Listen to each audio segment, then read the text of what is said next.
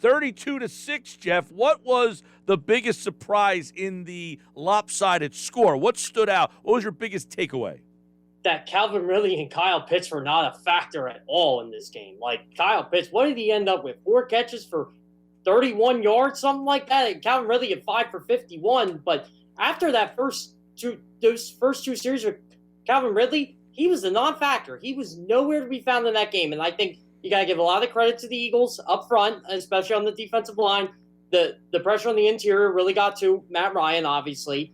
And Kyle Pitts, Tony Gonzalez said it best to me last week. This is the week you want to play him because he's going to be a really good tight end, especially in the future. But overall, it's week 1. He's a rookie, and rookies don't do what Devonta Smith, Jalen Waddle, and Jamar Chase did their first game. They just don't.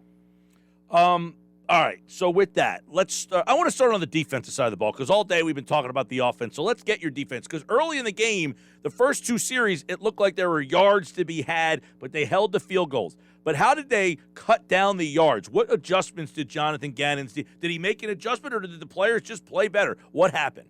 I think he was rotating players and trying to find the right combination. I didn't really get a chance to go deep into the snap count. I know the offensive guys, Jason Kelsey, Jordan Mailata, Brandon Brooks, etc., Lane Johnson, they played 100% of the snaps. But on defense, I had to look. And I realized only Fletcher Cox only played like 59% of the snaps or around that number. So they're really rotating the defensive tackles in and out. But what I really liked, Mike, was the cornerback situation. Steven Nelson played every single snap. They rotated Darius Slay in there. I think Kayvon Wallace did an excellent job. And again, he had to come in for Marcus Epps, obviously, with the concussion. So that was something to look at. But overall, I think it was Jonathan Gannon kind of stuck to his guns a little bit with Eric Wilson, with Alex Singleton. Avonte Maddox stayed in the game. He played a majority of the snaps, played as a slot cornerback. I know a lot of people wanted to get on Avonte Maddox for the tackles he missed. How about the day he had in coverage? He had a really good coverage today. Jeff, you mentioned, the different snap counts. Javon Hargrave, you're right. I looked at the snap counts, too, and I said, how much did they rotate those defensive tackles? Well, Hassan Ridgeway had a big day, although he had 2 holding penalties. Hargrave had 2 sacks. Ridgeway would have had 2. They were getting a lot of pressure, but it kind of shows that they trust the other guys other than Cox and Hargrave. Yeah, I thought Fletcher Cox, and it was funny, Mike. I haven't gotten an opportunity to rewatch the entire game yet. I watched the first half. And I thought Fletcher Cox was in the entire game. That's how much of an impact I thought he had. And then when you see a snap count, you're like, whoa, hold on a second. But, yeah, you're right. They did a lot of Hassan Ridgeway and Javon Hargrave. Javon Hargrave, he was an absolute monster in camp. He was an absolute monster in the preseason. And they carried over the regular season. He probably had the best camp of probably any player. Everybody liked to talk about Josh Sweat and Jordan Mailata. But Javon Hargrave was really that guy. And he showed it. He was worth every bit of the $13 million the Eagles were paying him this year. Well, people forget, Jeff, he was hurt in week 1 last year and never really got healthy until really later on in the year. Yeah, he had that training camp injury. And then it took a while. Then still getting acclimated to the defense. And you're right. He took off the last 6-7 weeks of the year. And that was the Javon Hargrave they were paying for. And they've still been getting that. So, yeah, you're absolutely right there, Mike. I thought Derek Barnett starting. I didn't think that was odd because I thought Derek Barnett would be the better of the 2 on first and second down, but run stopping. But Josh Sweat had a really good day stopping the run as well. The Eagles really rotated their defensive ends well, their defensive tackles, and they're right. I think they feel confident, and they're deep enough to do this. And when you have your third-string defensive tackle getting 3 quarterback hits, and he should have had 2 sacks, that's a heck of a day. Yeah.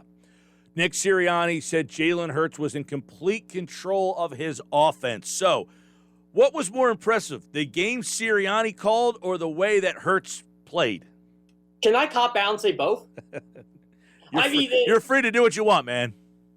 Seriously, though, like Nick Sirianni, I can only think of one bad play call. He probably had the entire game, and I didn't even mind the play call. It was 4th and 2. I just didn't like how Kenny Gainwell was in instead of Miles Sanders. That was really my only critique of Nick Sirianni. Called a brilliant game plan today. A lot of bubble screens. Overall, he took deep shots when he had to. The 3rd and 4 call from Jalen Hurts to Devonta Smith was excellent for the first touchdown. You knew that was a touchdown right when Hurts threw it. Devonta Smith got open, and again, I really like how Sirianni just kind of controlled the clock in the second half. The Eagles in that first quarter, Mike, it was 11 minutes to 4 minutes, Falcons. And you're like, how are the Eagles ahead in this ball game right now? And Nick Sirianni, you got to give him credit. Once he got the 15-6 lead, that 2-minute drill right before the half, he stuck to his guns. He ran the football, did a lot of short, quick passes to move the chains. And when he needed a big throw from Jalen Hurts, he got it. So I got to go both here. Yeah, all right. Let me ask you about this. The role, Hurts was great. He picked the playmakers. I thought they called a great game. But what role did the offensive line have in allowing it all to unfold? Lane Johnson said it best. You see when we're all together how good we can be. And they know this. And last year, they had 13, 14 different offensive line combinations. That was the most in the NFL. They played the most linemen in the NFL last year, the second most. I forgot what the actual total was. But you got Brandon Brooks, who was practically an all-pro at guard. Lane Johnson, who's one of the best right tackles in football. Jason Kelsey, who is arguably the best center in football. Jordan Mailata, who just seems to be getting better and better and better every week. And the Eagles signed him and paid him. And Isaac Seumalo is an above-average guard. You are going to rack up rushing yards. You are going to protect the quarterback. Jalen Hurts got hit once the entire game. And they didn't even credit the pressure on that to Isaac Seumalo. That was on Jalen Hurts because he just held on to the ball too long. The Eagles' offensive line only gave up, I think it was 6 pressures the entire game. And that's out of, I think they played 41 pass blocking snaps, so times that by 5, that's what, 2? 35 attempts for Hurts, right. So, there wasn't a whole heck of a lot of pressure. He got sacked one time. There was one other play where Grady Jarrett kind of forced him out early and he threw the ball away that resulted in a turnover on downs, or they punted or something like that. But you're right. Clean pocket most of the day, and Hurts made the right reads, and when it wasn't there, he got rid of it. That was something that was refreshing to see. Now, one thing a listener brought up, I don't think they had to, but if they need to, is a shot down the field there, because they didn't take any. No, they did. I mean, really, the only one they did was, actually, there should have been 2. So, Quez Watkins was open on the one play. I think Hurts was sacked. I think it was the play Hurts was sacked. I got to double check that. But Quez Watkins was open downfield, and he would have walked in for an easy touchdown. Then obviously Hurts underthrew the ball to Zach Ertz, which Zach Ertz might still be running if that play was in stride. And I'm not even sure Zach Ertz caught it, but give credit to Nick Sirianni and Jalen Hurts for hustling up to the line and making sure that counted. And then I don't get why the Fox broadcast spent an extra 5 minutes on a play that, ultimately it's whether it was incomplete or not, it didn't happen. But yeah, you're right. They didn't take a lot of shots down the field. I thought that was interesting considering the Falcons secondary, but they kind of dinked and doinked their way into wearing down this defense and showed. Well, I'm thinking, I loved what he did early, and I mentioned this throughout the day. Watkins. He made Atlanta have to account for Watkins almost the whole rest of the game and then never went back to him, but you had to account that Watkins might be a part of the offense. Yeah, and he is going to play a role in this offense. We saw that, the quick bubble screens, the one, he probably should have had a 1-yard loss, and he ended up getting like an 8-9 yard gain out of it. It's what Quez Watkins brings to that offense is impressive. And, when you got J.J. Arcega-Whiteside having a good day run blocking like he does, and I know former second-round pick, but it is what it is. He's on this team. He has a role on this team, and he played it. And, yeah, Quez Watkins, he's going to be a threat, and I'll tell you what, Mike, I wouldn't be shocked if he caught a long touchdown against the 49ers beaten and banged up secondary next week. Which Jason Verrett is out is a huge deal. It is. And, of course, we will talk more about that game throughout this week. Jeff will be back on Wednesday. Nick Sirianni, had an emotional team meeting before the game, and it seems that this team is really rallying around its head coach. Like, they are taking on the personality of their head coach. Yeah, he's corny, he's quirky, but he's one of the guys, and it works. And, like I said, when I talked to Jalen Hurts, I tried to get out Nick Sirianni competition because I'll tell you what, I'll save that for after the season. We kind of laughed about it. But, yeah, you can tell these guys like him. Every time you mention Nick Sirianni, there's always a big smile, where it's Jalen Hurts, Lane Johnson, Devonta Smith, whoever it is. And, Mike, I got to say this, too. This team is definitely all business. Like, you saw it in the Jalen Hurts and Devonta Smith press conference yesterday. And it might be because they came from the school of Nick Saban, but, the rent is due. It's just week 1, whatever line they have. It just seems like, okay, it's just one game, it's all business from there. And I got to give them credit. The Eagles just look at it as, hey, we're 1-0. That's great. We got a game next week. All right. Jeff Kerr, CBS Sports, and, of course, covering the Eagles, 97.3 ESPN.com all season long. What do you make of, I know Devonta Smith had, he had a touchdown on his first catch. He goes out and scores there, and then he says, hey, when'd you know he had a touchdown? Well, when I lined up and saw man coverage, I know I'm winning that battle. But what did he bring to the offense?